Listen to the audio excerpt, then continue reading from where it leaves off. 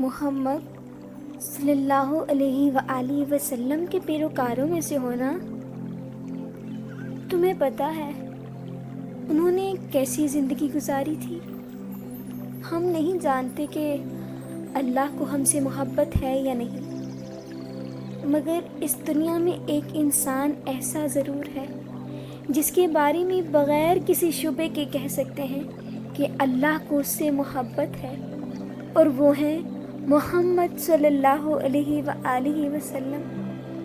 اور جس انسان سے اللہ نے سب سے زیادہ محبت کی، اسے بھی آزمائشوں سے گزارا۔ تم ماں باپ سے اس وقت محروم ہوئے جب تم ان کے محتاج نہیں رہے تھے، اور محمد صلی اللہ علیہ وآلہ وسلم نے تو اپنے والد کا چہرہ تک نہیں دیکھا۔ ان کی ماں اس وقت ان سے جدا ہوئی جب ماں کی سب سے زیادہ ضرورت ہوتی ہے۔ تمہارے قدموں میں کسی نے کانٹے نہیں بچھائے ہوں گے میرے نبی، میرے نبی کی راہوں میں کانٹے بچھائے جاتے تھے۔ تمہاری جسم پر کسی نے غلاظت اور کوڑا کرکٹ نہیں پھینکا ہوگا۔ محمد صلی اللہ علیہ وآلہ وسلم کے ساتھ مکہ کی گلیوں میں یہی ہوا کرتا تھا، تو تم ماں باپ کے حوالے سے ہونے والی تھوڑی سی بدنامی سے ڈر گئے۔ انہیں تو پورا مکہ پتہ نہیں کیا کیا کہا کرتا تھا۔ تم کہتے ہو تمہارا خاندان ختم ہو گیا، تمہارے رشتہ داروں نے تمہارے ساتھ زیادتی کی۔ انہیں تو 3